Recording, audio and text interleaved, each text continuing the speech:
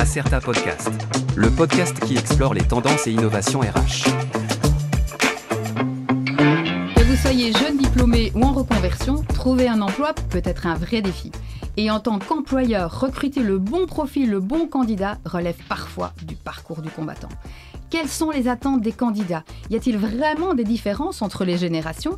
Et comment l'entreprise peut-elle s'adapter à ce changement de comportement? Où est le juste milieu? Bienvenue dans le podcast RH Acerta.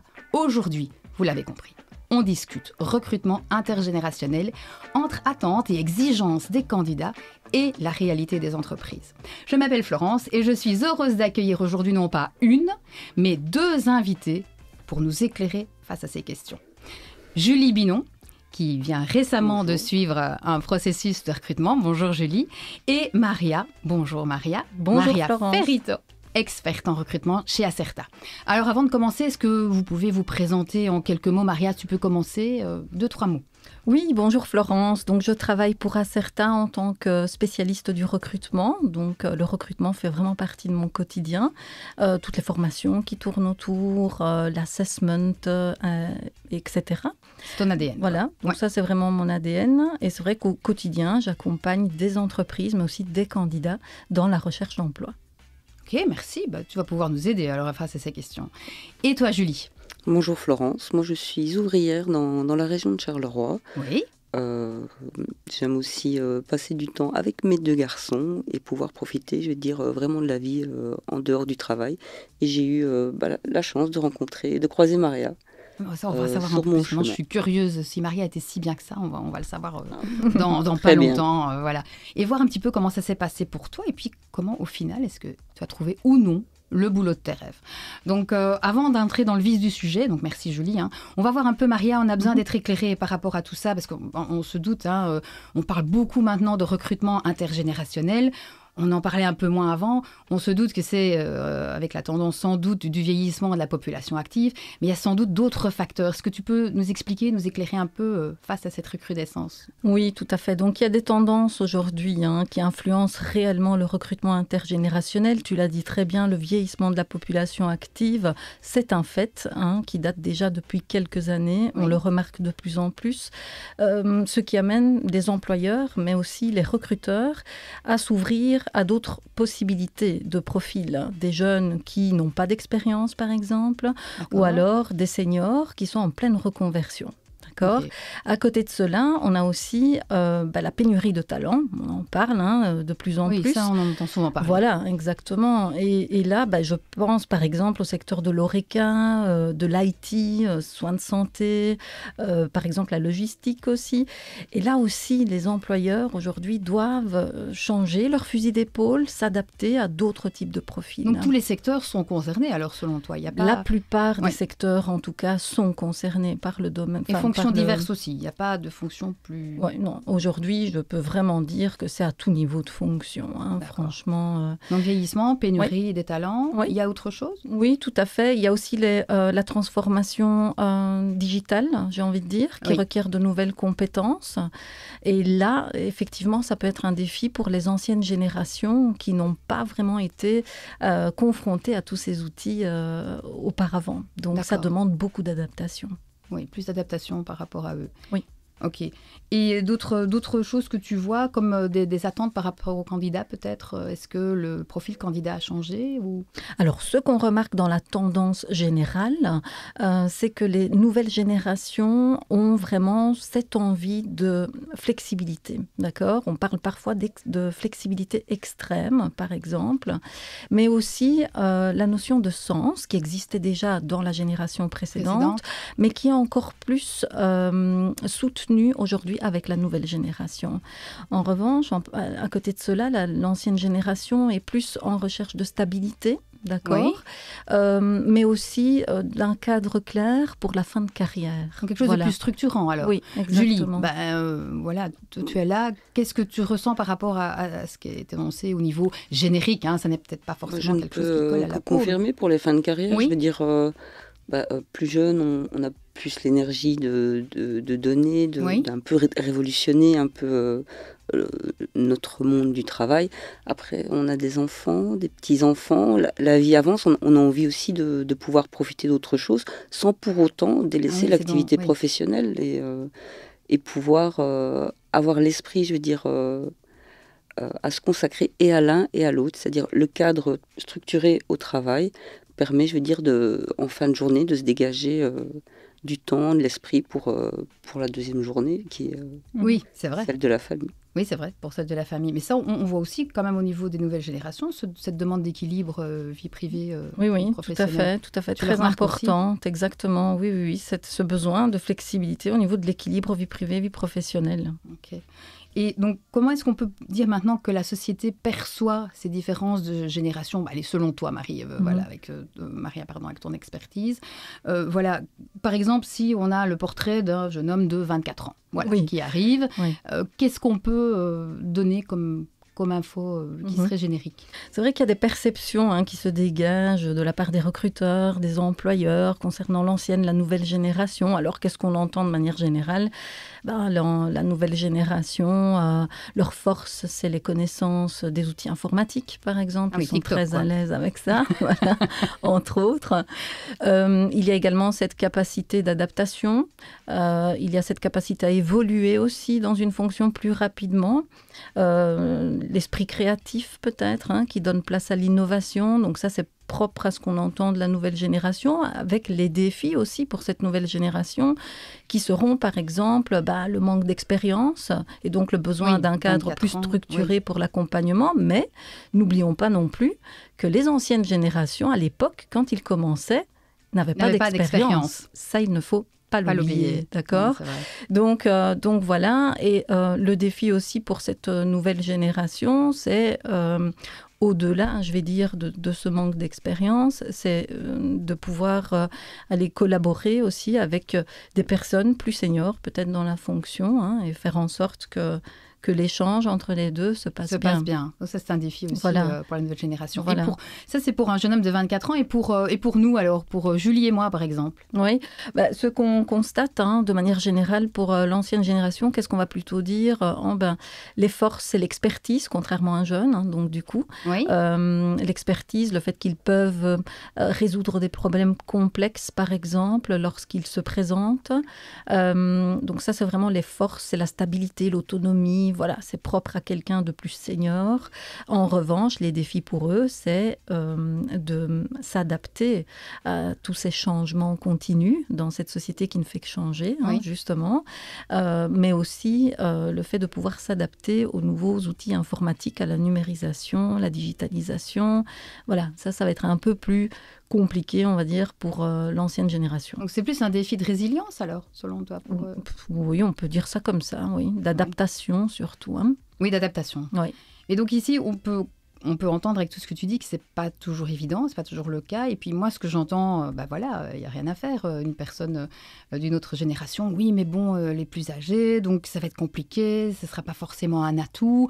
Ou alors, il coûte cher. Oui, c'est souvent ce qu'on entend. Et donc, je voulais voir avec Julie. Toi, est-ce que tu as eu ce genre de réflexion dans ta recherche, dans ton entourage par rapport à... Ça coûte cher, je veux dire, c'est souvent à tout niveau. C'est pas seulement à un certain âge. Après, l'expérience, la qualité, la capacité à pouvoir rebondir, à gérer des problèmes au pied levé, avec ou sans digitalisation, je veux dire, parce qu'il y a ça aussi. Aujourd'hui, hors ordinateur, une personne de 24 ans, est-ce qu'elle peut encore réellement utiliser des machines qui ne sont pas numériques? Non, c'est vrai, le débat est lancé. On est juste à l'injonction, c'est vrai. Avec l'intelligence artificielle, tu veux dire. Oui, c'est peut-être pas au quotidien, mais je veux dire, c'est des problèmes qui se posent dans une production ou ce genre de choses. Donc, les deux doivent se donner la main. Oui, c'est vrai. Pour pouvoir fonctionner, c'est le monde idéal, quoi. Et dans ton cas, à toi, tu as vécu un processus de recrutement. Alors, tu ne dois pas donner la chute, parce qu'on ne sait toujours pas voilà, si ça s'est bien passé, si tu as trouvé le boulot idéal. Voilà. Mais par rapport au processus même de recrutement, dis-moi un peu, comment ça s'est passé, les grandes phases voilà. Est-ce que c'est là que tu as rencontré Maria ou comment? Oui. J'ai été contactée par Maria sur les réseaux. Ah oui, voilà. Ouais. Ok. Via LinkedIn. Et, comme quoi, digital, oui, ça marche bien. Bon, je me tiens au bout du jour. Voilà, très important. Oui, toujours être à la page. C'était important pour moi de continuer quand même à écouter ce qu'on avait à me dire, alors que je suis très contente. J'adore ce que je fais, j'adore mon travail. Mais je veux dire, voilà, pour justement ne pas rester en marge, je veux dire, de toutes ces nouvelles choses, ces nouveaux moyens je veux dire, de trouver un travail qui existe aujourd'hui. Et ça a été une belle aventure. Je veux dire, j'ai été reçue comme une personne.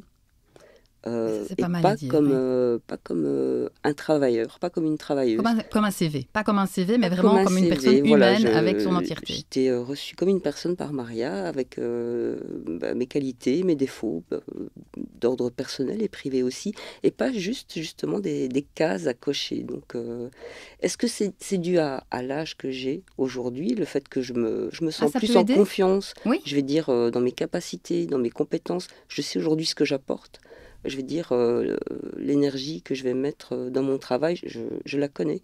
Donc, je ne sais pas. C'est peut-être... une forme de sérénité, tu veux dire, par rapport à ton parcours qui a fait que tu as abordé ça je veux dire, j'ai confiance en mes compétences, voilà. et je les ai proposées.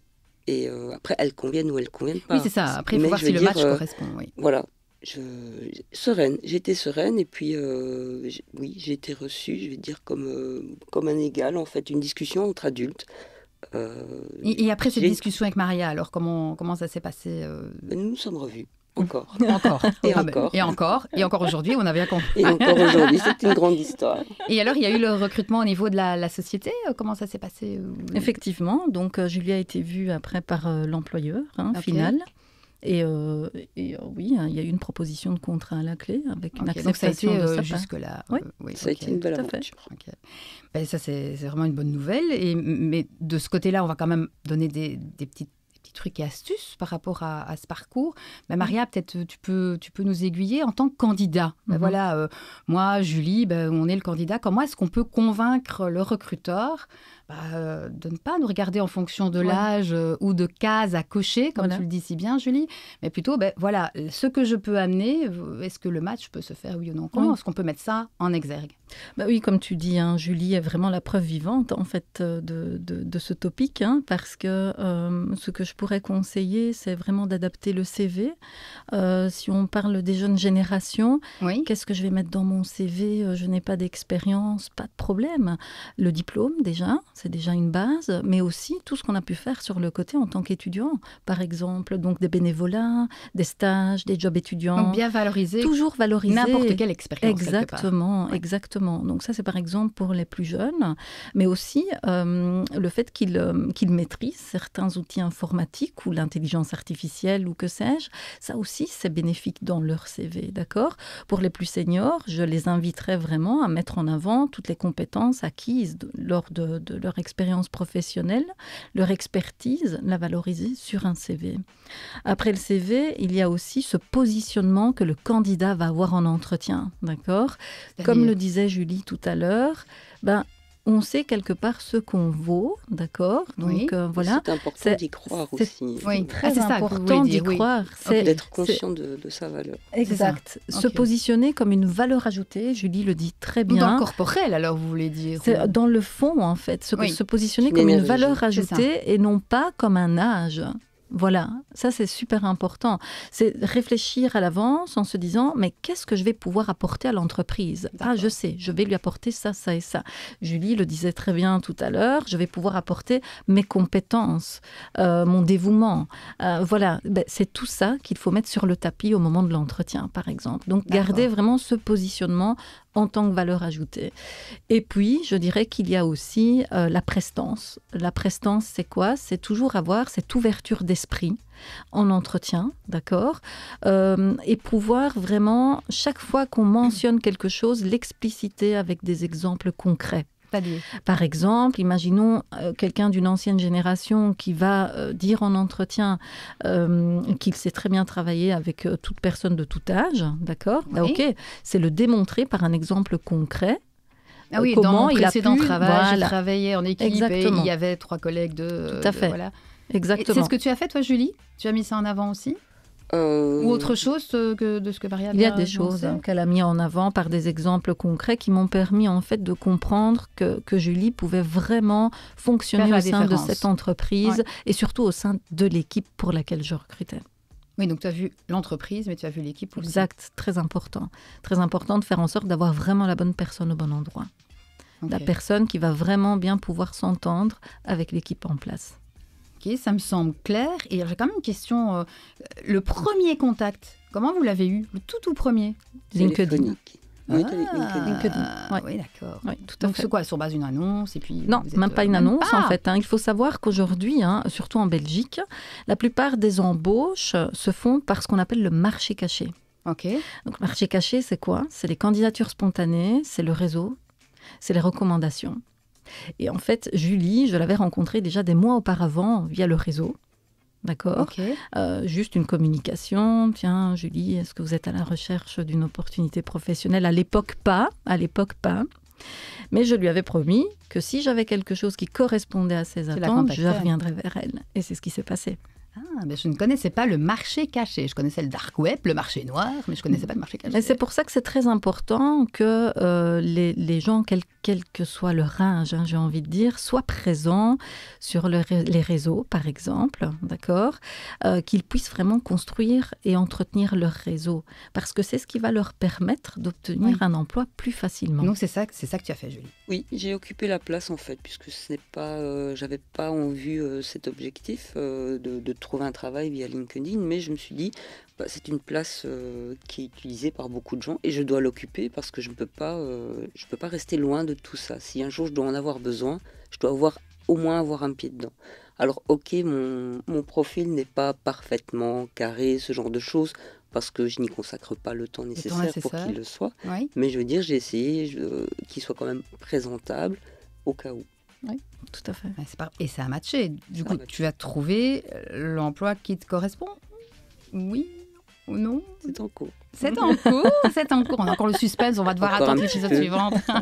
Allez, on espère en tout cas le chemin était magnifique. Déjà, le voyage était bon. Superbe Donc aventure. voilà, la destination ne peut être que bonne, même si ce soit celle-là ou une autre. On peut peut-être résumer ça là comme ça ou... Non, ce Oui, sera celle-là. Ce sera peut-être celle-là. On essaie de tirer les vers du nez, mais ça ne marche pas, ça ne marche pas. Donc, on entend que ça a bien aidé, que LinkedIn... On n'est pas encore lié sur LinkedIn, hein, Julie. Non, Il pas faut encore. que tu m'invites, quand même. C'est une question de minutes. Voilà. Et merci. Merci beaucoup, Julie, franchement, d'avoir été aussi naturelle, d'avoir confié ton expérience par rapport à tout ça. Et ta positivité, je trouve que ça donne de l'espoir J'avais aussi. envie de la partager parce que, je veux dire, après autant d'années, j'ai une expérience positive dans la recherche, le recrutement. Je m'y attendais pas. Je m'y Non, c'est vrai attendais que c'est pas pas ce qu'on entend le plus souvent, ouais. et ça donne encore, je veux dire, un peu plus d'énergie positive, un peu plus de confiance en ce qu'on dégage, et en la personne qu'on est, après avoir passé X années cloisonnées dans un poste. Oui. Oui. On peut véhiculer autre chose. Mhm. Il faut y croire. Bon, on va tous y croire. Je pense que ce podcast va nous aider. En tout cas, moi, il m'aide dans ce cadre-là et ça me donne vraiment beaucoup d'énergie. Merci beaucoup, Julie. Maria, avant le mot de la fin, parce qu'ici, on a parlé beaucoup du côté candidat, est-ce que tu peux nous donner quelques bonnes pratiques, quelques conseils pour les employeurs en tant Bien que tel, sûr. par rapport à ce recrutement intergénérationnel? On en parlera plus longuement dans un autre podcast, Oui. je pense, mais... Voilà, Exact. quelques infos. Une personne n'est pas une autre, donc Oui. ce sont les stéréotypes. J'ai envie de dire, le cas de Julie est l'exemple parfait, par exemple. Donc, c'est vraiment favoriser cette discussion inclusive aussi entre les générations Oui. au sein d'une équipe pour comprendre quelles sont les attentes de l'un, les attentes de l'autre et essayer de mieux vivre ensemble. Voilà. Mais oui, je dirais vraiment le conseil principal, c'est évitons un peu les préjugés, les stéréotypes et essayons de vraiment connaître la personne et de voir ce qu'elle a à nous offrir et de voir ce que nous, en tant qu'employeurs, on est aussi prêts à mettre en avant pour essayer de retenir le maximum cette personne dans l'entreprise. Voilà. Merci beaucoup. Merci. Julie, merci Maria. Merci Florence. Ce podcast touche déjà à sa fin. Si vous avez aimé, n'hésitez pas à nous laisser 5 étoiles ou à liker cette vidéo si vous la regardez en vidéo.